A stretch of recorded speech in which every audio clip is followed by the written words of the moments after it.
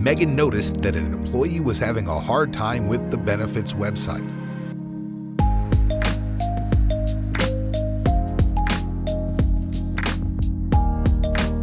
Since Megan knew she could help, she decided to take action.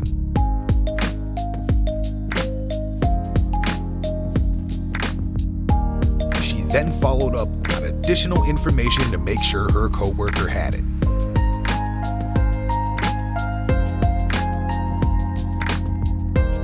Megan saw an opportunity to rise above the line and help a coworker.